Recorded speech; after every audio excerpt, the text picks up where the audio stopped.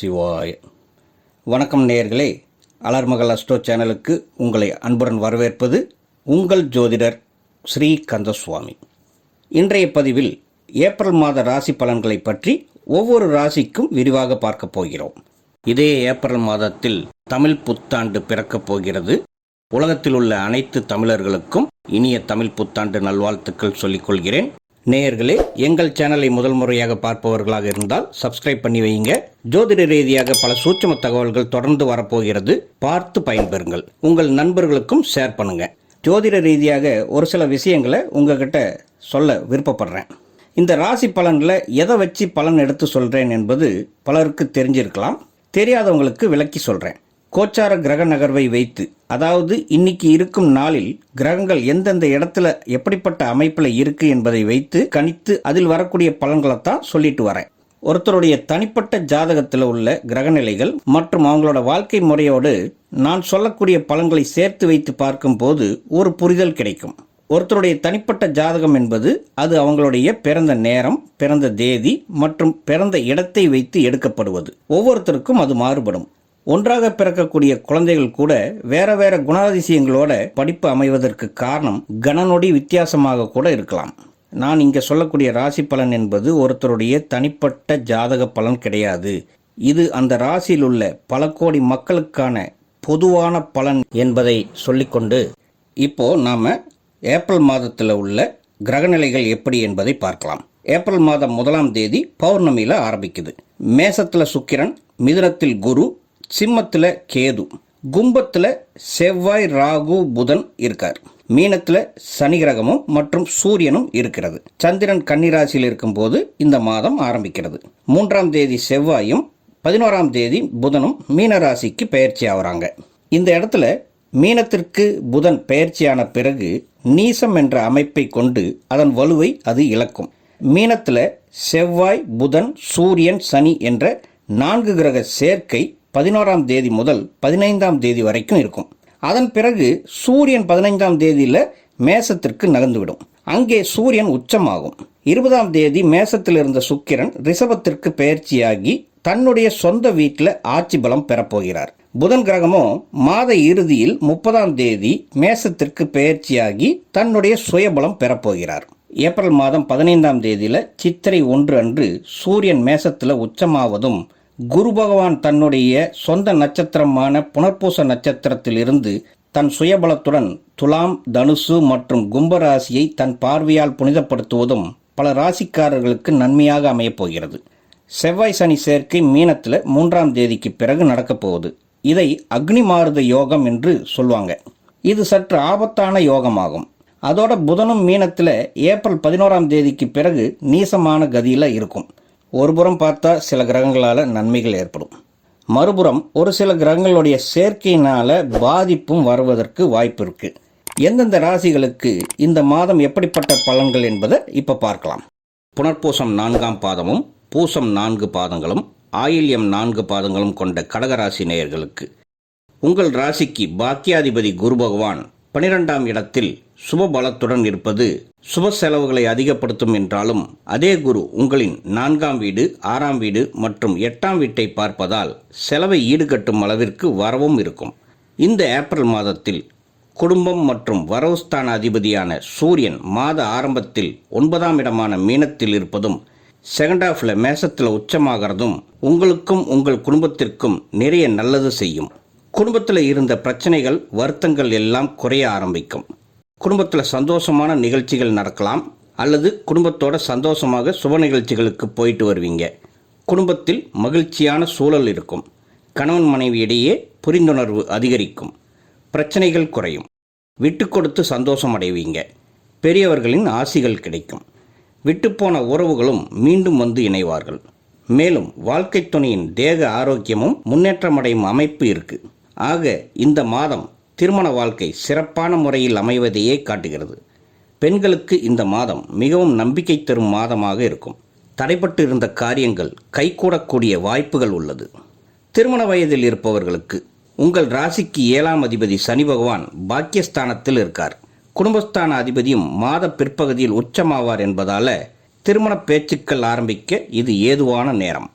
அடுத்து கடகராசிக்கு காதல் என்று பார்க்கும்போது 5ஆம் இட அதிபதி செவ்வாய் பாக்கியஸ்தானத்தில் இருப்பதால் இது ஒரு கிரீன் சிக்னல் கிடைக்கும் காலம் என்றே சொல்லலாம்.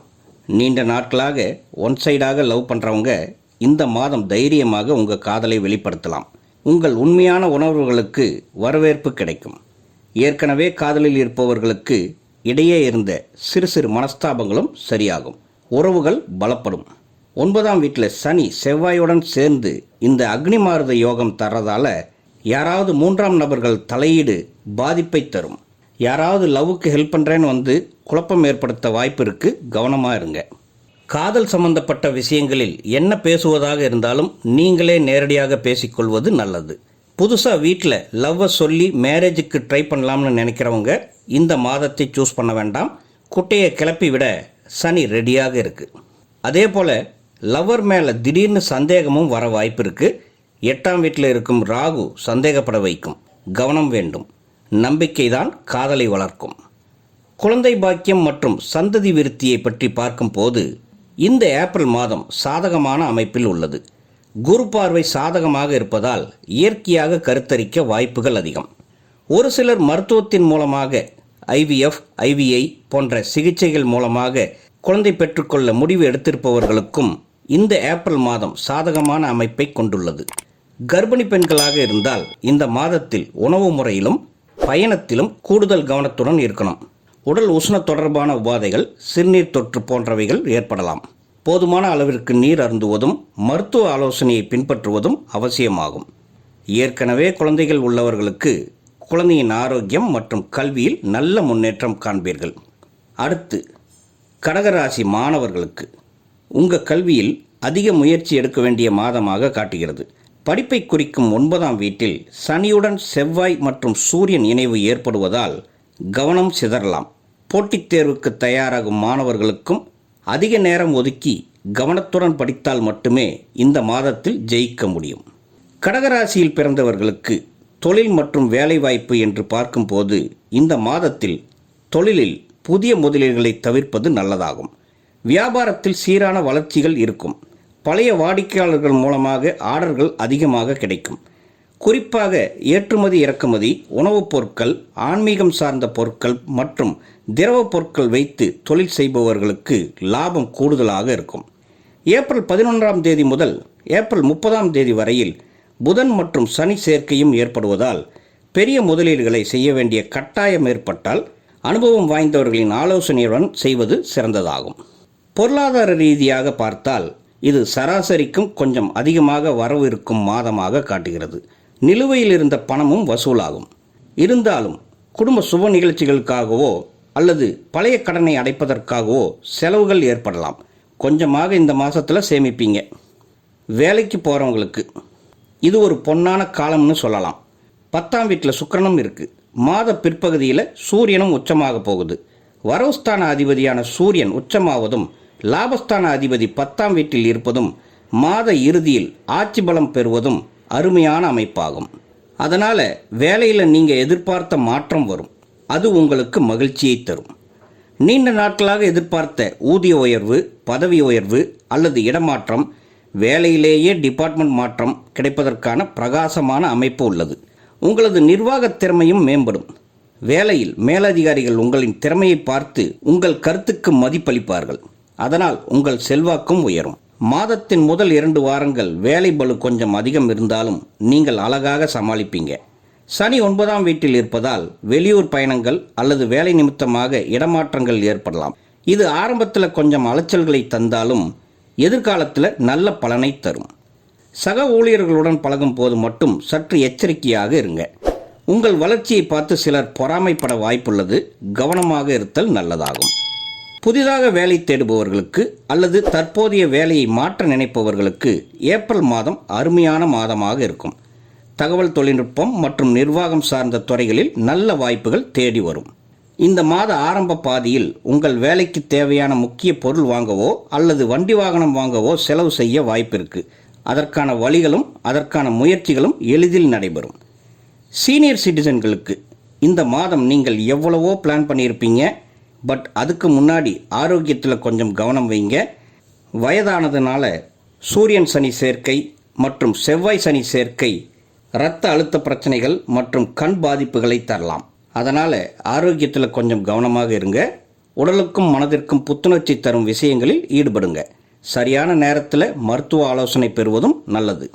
இந்த ஏப்ரல் மாதத்தில் கடகராசினருக்கு ஆரோக்கியம் என்று பார்த்தால் மாத ஆரம்பத்தில் சோர்வு அதிகம் இருக்கும். சனியுடன் சூரியன் சேர்ந்து இருப்பதால் கொஞ்சம் மந்தமாகவும் சோர்வாகவும் உடல் இருக்கும். அது மட்டும் இல்லாமல் கேது 2ஆம் இடத்திலும் ராகு 8ஆம் வீட்டிலும் இருப்பதால் சாப்பிடும் உணவு சரியாக செரிமானமாகாமல் விஷமாக மாற வாய்ப்புள்ளது. அதாவது ஃபுட் பாய்சன் ஏற்பட வாய்ப்புள்ளது. கவனமாக இருங்க. அஷ்டமத்து ராகு பாதிப்பை தரும் என்பதால் உணவு விஷயத்தில் மிகவும் கவனம் தேவை. தூங்கும் இடம் மற்றும் சுற்றுப்புற பகுதியை தூய்மையாக வைத்துக்கொள்வது நல்லதாகும். இதே ராகுவால் விஷ ஜந்துக்கள் மற்றும் பூச்சிகள் தொந்தரவு வர வாய்ப்புள்ளது. முகத்தில் கண் மற்றும் பல் சம்பந்தப்பட்ட பாதிப்புகள் வரலாம். அதில் கொஞ்சம் கவனமாக இருங்க. பொதுவாக ஆரோக்கியத்தை நல்லபடியாக வச்சுக்க உடற்பயிற்சி மற்றும் கொஞ்சம் நடைப்பயிற்சியும் மேற்கொள்வது நல்லது. சனிக்கிழமைகளில் ஆஞ்சநேயரை வழிபடுவது உங்களுக்கு சிறப்பான பலன்களை தரும். உங்களுக்கான அதிர்ஷ்ட எண்கள் 2, 7 மற்றும் 9 ஆகும். அதிர்ஷ்ட நிறம் வெள்ளை மற்றும் இளம் நீலம். கடகராசிக்கு இந்த மாதம் 12, 13 மற்றும் 14ஆம் தேதியில் சந்திராஷ்டமம் நிலவுவதால் புதிய முயற்சிகள் மற்றும் புதிய முதலீடுகளை தவிர்ப்பது நல்லது. அதே போல நீண்ட தூர பயணங்களை முடிந்தவரை தள்ளி போட பாருங்க. நேயர்களே, அலர்மகள் அஸ்ட்ரோ சேனலை புதுசாக பார்ப்பவர்களாக இருந்தால் சப்ஸ்கிரைப் பண்ணிக்கோங்க. உங்களுடைய மேலான கருத்துக்களை கமெண்ட்ஸில் பதிவிடுங்க. உங்கள் தனிப்பட்ட ஜாதக பலன்களை பார்க்க எங்கள் வாட்ஸ்அப் எண்ணிற்கு மெசேஜ் பண்ணுங்க. சிறு கட்டணத்திற்கு உட்பட்டது தான். நன்றி. வாழ்க வளமுடன். ஓம் நம சிவாய.